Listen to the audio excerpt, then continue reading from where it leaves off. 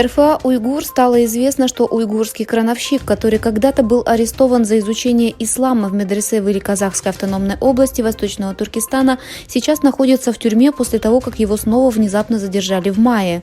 По словам его двоюродного брата Нуриле Нураксуна, который живет в Турции и работает инженером на алюминиевом заводе, 24-летний Абузер Аббас был арестован в своем доме в районе Кепекюзю, Арами Хельфкюльдже. В последующие месяцы власти не предоставили никакой информации о его местонахождении или причине ареста.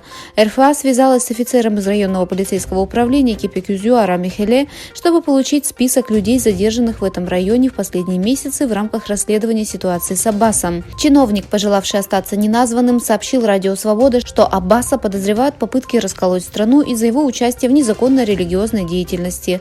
В телефонном интервью чиновник сказал, что классификация этой религиозной деятельности как незаконной связана с тем фактом, что 11 лет назад, когда ему было 13 лет, мужчина посещал медресе или школу исламских наук в общинной мечети.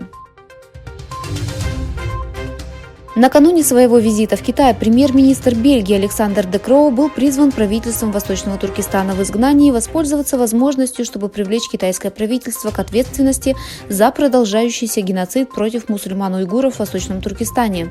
После того, как Комитет по иностранным делам Бельгии признал зверство Китая в Восточном Туркестане в 2021 году преступлениями против человечности и серьезным риском геноцида, ЕТЖЕ призывает премьер-министра Де Кроу использовать свое дипломатическое влияние для устранения этой вопиющей несправедливости, говорится в заявлении.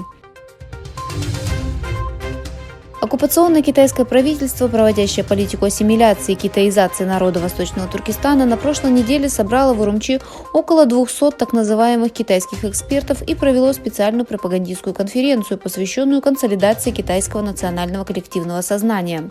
По сообщению китайского пропагандистского агентства Tanredact Network, 4 и 5 января в Урумчи китайской народной сетью была проведена специальная пропагандистская конференция на тему консолидации китайского национального коллективного сознания с участием около 200 китайских так называемых экспертов из 19 провинций, городов и университетов Китая, включая Пекинский университет наций, Китайский университет средств массовой информации и коммуникаций и Китайскую академию общественных наук.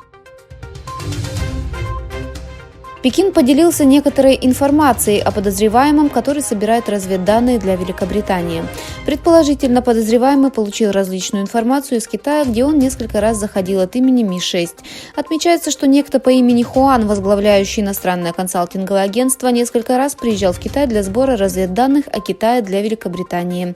Мужчина, как утверждается, передал 17 единиц разведывательной информации, включая секретную государственную информацию в Ми-6, прежде чем его личность была установлена.